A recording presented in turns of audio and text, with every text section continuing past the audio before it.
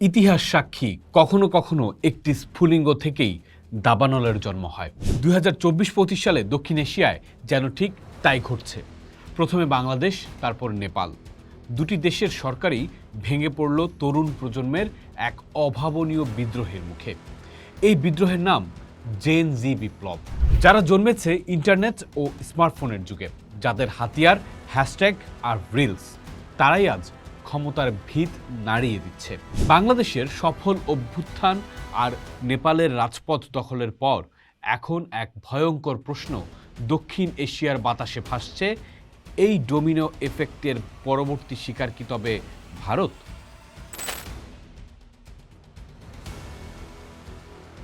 এই গল্পটা শুরু হয়েছিল বাংলাদেশে 2024 সালের জুলাই মাসে। চাকরিতে কোটা সংস্কারের দাবিতে শুরু হওয়া ছাত্র আন্দোলন কিছুদিনের মধ্যেই রূপ নেয় গণবিস্ফোরণে। এর পেছনে ছিল কয়েক বছরের জমে থাকা ক্ষোভ, বেকারত্ব, লাগামহীন দুর্নীতি আর গণতান্ত্রিক অধিকারের সংকোচন। কিন্তু এবারের আন্দোলন ছিল ভিন্ন। এর কোনো নির্দিষ্ট নেতা ছিল না কোনো রাজনৈতিক ব্যানার। ছিল শুধু জেনজির বুদ্ধিদীপ্ত ডিজিটাল রণকৌশল। টিকটক, ইনস্টাগ্রাম আর টেলিগ্রাম ব্যবহার করে তারা লক্ষ লক্ষ তরুণকে রাস্তায় নামিয়ে আনে। ফলাফল, আগস্ট মাসে প্রধানমন্ত্রী শেখ হাসিনার 15 বছরের শাসনের পতন এবং দেশত্যাগ। বিশ্ব দেখল কিভাবে ডিজিটাল প্রজন্ম একটি দেশের ভাগ্য বদলে দিতে পারে। এই আগুনের রেশ নেপালে পৌঁছতে সময় লাগেনি। সেপ্টেম্বরের 2025-এ নেপাল সরকার জাতীয় নিরাপত্তার দোহাই দিয়ে 26টি সোশ্যাল মিডিয়া প্ল্যাটফর্ম নিষিদ্ধ ঘোষণা করে। আর এটাই ছিল কফিনের শেষ পেরেক। ক্ষোভে ফেটে পড়ে নেপালের তরুণ সমাজ।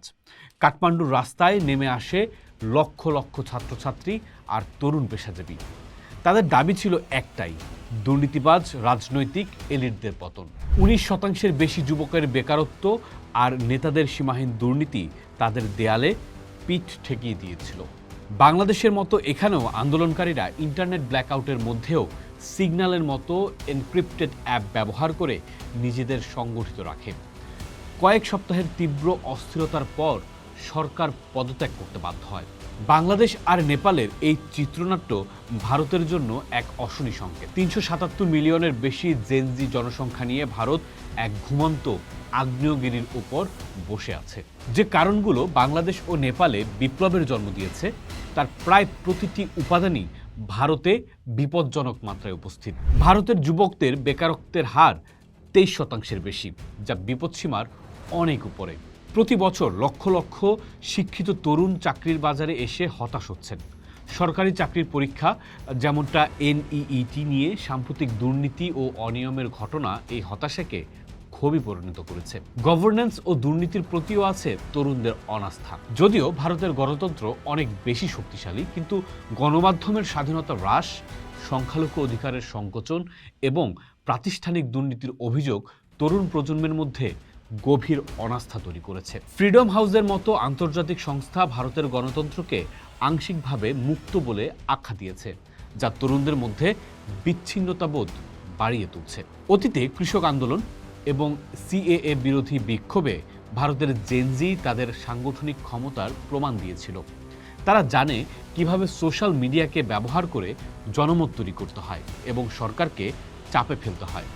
রাহুল গান্ধীর মতো বিরোধী নেতারাও এখন বারবার জেনজির কথা বলছেন, যা এই প্রজন্মের রাজনৈতিক গুরুত্বকে তুলে ধরছে। এটা সত্য যে ভারত বাংলাদেশ বা নেপালের মতো নয়। ভারতের যুক্তরাষ্ট্রীয় কাঠামো, শক্তিশালী বিচার ব্যবস্থা এবং ঐতিহাসিকভাবে বিভিন্ন আন্দোলনকে আত্মস্থ করার ক্ষমতা একে একটি সুরক্ষিত কবচ দিয়েছে।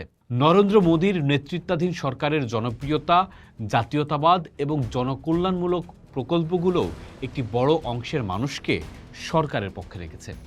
কিন্তু বিশেষজ্ঞরা সতর্ক করছেন, এই আত্মবিশ্বাসে চির ধরতে পারে যে কোনো মুহূর্তে।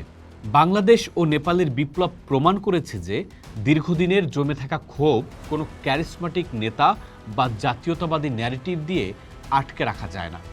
যখন তরুণ প্রজন্ম অনুভব করে যে সিস্টেম তাদের ভবিষ্যৎ কেড়ে নিচ্ছে, তখন তারা নিজেরাই সিস্টেম ভাঙতে রাস্তায় নামে। জেনজি সরাসরি ভারতকে টার্গেট করছে না, কিন্তু বাংলাদেশ ও নেপালের ঘটনা একটি ভয়ঙ্কর প্রুফ অফ কনসেপ্ট তৈরি করেছে। তারা দেখিয়েছে যে ঐক্যবদ্ধ হলে সব সম্ভব করা যায়। ভারতের শাসকরা যদি বেকারত্ব, দুর্নীতি এবং অসাম্যের মতো মৌলিক সমস্যাগুলো সমাধান করতে ব্যর্থ হন, তাহলে এই ঘুমন্ত আগ্নেয়গিরির জেগে উঠতে খুব বেশি সময় লাগবে না। প্রশ্ন এখন একটাই, ভারতের শাসকরা কি সময়ের লেখা পড়তে পারবেন, নাকি ইতিহাসের পুনরাবৃত্তির জন্য অপেক্ষা করবেন? পোস্ট দেখুন, ভাবুন, করুন, থাকুন পোস্টের সাথেই।